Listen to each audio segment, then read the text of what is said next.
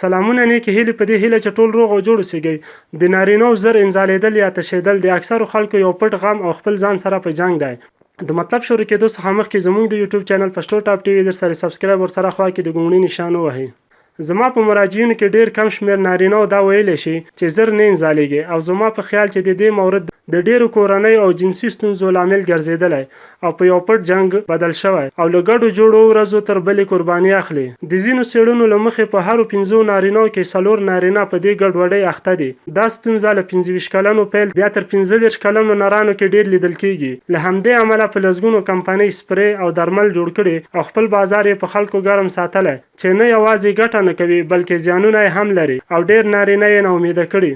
ښکاره ده چې د زر انزالېدو په اړوند به مو په ذهن کې بېلابېلې پوښتنې راګرځېدلې وي. دا یوه اروايي ګډوډي ده چې له امله یې اخته شخص له 3 دقیقو او 11 ځله څخه په کم مهال او یا له داخلېدو سره سم انزالېږي او په ذهن کې یې ډېر بد تاثیر او اغېز کولی شي. د پام وړ مسله دا ده چې څنګه کولی شو چې له زر انزالېدو خلاصېدو څخه خلاص شو. په همدې موخه لومړی باید یو یورولوژیست سره خبرې وشي ځکه چې یو لامل یې جسمي هم کېدی شي. ښایي کومه هورموني ستونزه ولرو. که مو احیانا کومه هورموني ستونزه نه لرله نو فوراً ارواپوه ته مراجعه وکړئ. بل لامل یې ښایي اروايي وي. له بدلمنو ښځو سره جنسي اړیکې، جنسي ځورېدنه، خودارضایي یا ځان خلاصونه چې دا هر څه له ویرې سره مل وي. یعنې مغز دا منلی وي چې یو وخت له دې اضطراب ډکې جنسي درلودې چې له امله یې وروستی په مشروع اړیکو کې هم اضطراب پیدا کېږي او انسان زر انزالېږي او باید ده چې له دې کړنو مخنیوی وشي. دا خبره ځکه کوم چې څو وروستي کلونو ځینې افغان نارینه ډېرې موازي اړیکې ساتي. په نوي واده شوو نارینه‌و کې تر 6 میاشتو عادي ده خو ژر یې باید غم وخوړل شي.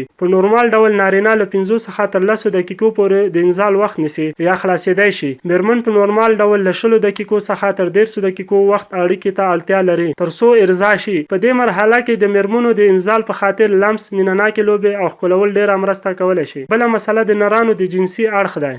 نارینه له جنسي اړخه فعال دي چې باید له عاطفي اړخه هم فعال شي. یعنې باید د میرمنو په شان عاطفي کړنې هم سرته ورسوي تر څو یې د زر انزالېدو ستونزه په تدریج ډول سره حل شي. همدارنګه نارینه باید خپلې هغه ناروغۍ ورغوي چې جنسي لیوالتیا یې له منځه وړي لکه په نارینه‌و کې د شکر او په میرمنو کې د جاغور ناروغي. خاوند سره باید مرسته وشي چې ډېر افغان میرمنې د شرم، حیا، ناپوهي او هغه زده کړې له مخې چې ورکړل شوي له خاوند سره مرسته نه کوي او نه ورته وایي چې زه په ځم سره خلاصېږم، ته زر خلاصېږې، زه وخت اړتیا لرم، ته باید ماته وخت راکړې. ته باید له جنسي اړیکو وړاندې مینه‌ناکې لوبې سرته ورسوي او ډېرو له هغو تمثیل وکړئ او خپل خاوند ته ووایي چې زه خلاصه شوم، زه ارضا شوم، چې دا هر څه په زر انزالېدو کې خپل رول لري او په اوږد مهال دواړه سړوي. بله ستونزه په جنسي اړیکو کې نظم دی. ډېری کسان خپلو جنسو اړیکو ته مهالویش جوړوي، یعنې خپلې اړیکې د جمعې، یکشنبې یا دوشنبې شپې ته پرېږدي چې عموما دا چاره په نارینه‌و کې د زر انزالېدو لامل ګرځي.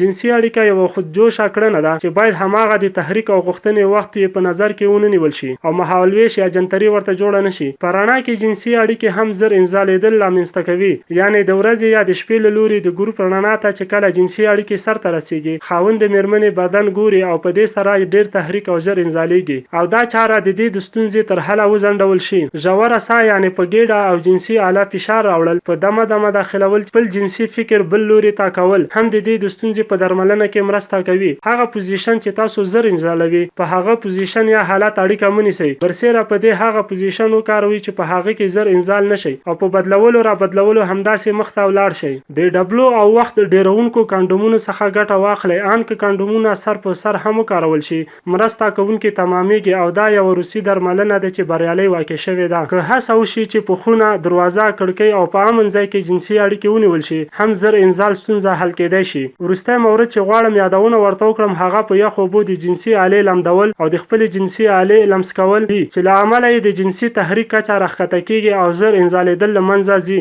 کولی شو ووایو چې په جنسي اړیکو کې زر انزالېدل جنسي اروايي ګډوډي ده. که یې بابیزه وګڼو نو ورځ په ورځ به د ډېرېدو په لور ولاړ شو چې هم به موږ او هم به مو ګډ ژوند کمرنګه او ګډوډ کړي. میرمن به مو ټول عمر ځورېږي او تر عذاب لاندې به وي. نو ښه دا ده چې هر څومره ژر دا ستونزه حل کړو تر څو یو خوښ او خوشحاله جنسي ژوند ولرو. که چېرې تاسو هم په همدغه ناروغي اخته یاستئ نو تاسو باید زر تر زره یو ډاکټر سره اړیکه ونیسئ او یا هم یو ارپو سره اړیکه ونیسئ. ویډیو در سره حتما لایک او له خپلو ملګرو سره شیر کړئ.